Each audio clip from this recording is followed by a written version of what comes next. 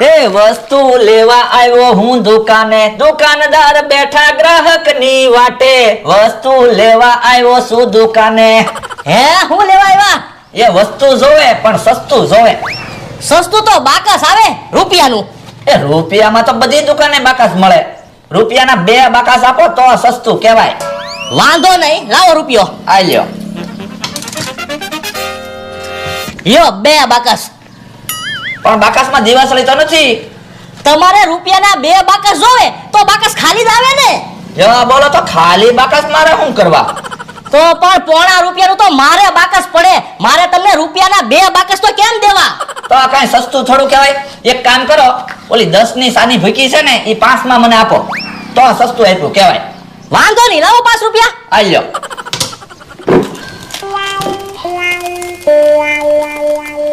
લ્યો.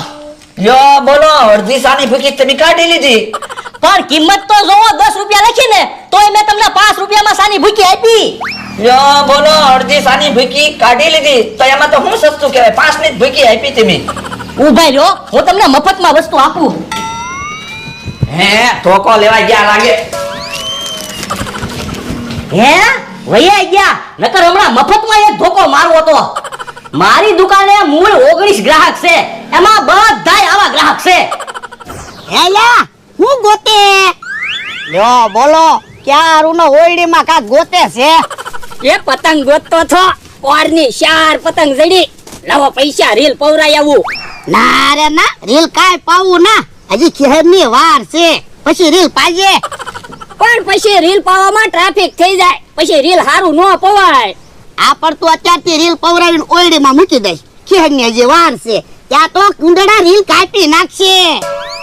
તો પણ હું ઓયડીમાં દોરી મૂકીશ જ નહીં. ઓયડીમાં દોરી મૂકું તો ઉંદેડા કાપે ને. હું દરરોજ પતંગ જ ઉડાડ્યા કરીશ. હે તું દરરોજ પતંગ ઉડાડી તો વાડીનું કામ કોણ કરશે? એ હું વાડીનું કામે કરી નાખીશ અને પતંગે ઉડાડીશ. તો તે અત્યારથી રીલ કાય પવરાવું ના, અલે પૈસા જા લચ્છી લઈ આય. એ હારું. લ્યો બોલો, અત્યારથી એને હું રીલ પાઈ દઉં, કિહેર આવે ને તા તો રીલ પૂરું કરી નાખે. મારે ખર્ચો ન વધી જાય. અત્યારે ભલે લચ્છીથી પતંગ ઉડાડતો. અલે ભોળા કોશ, ઝૂંપડી બનાવી હતી પણ કોશ વળી ગઈ. હે તું ક્યારે કોશ લઈ ગયો તો? તારા માણા પાસેથી. તો પણ આવી કોશ દેવા હું આવ્યો? હારી કરાવીને કોશ દઈ દેવાય ને. પણ એટલે હજી અમે ક્યાં ઝૂંપડી બનાવી? 2 ખાડા કર્યા ને ત્યાં તો કોશ વળી ગઈ.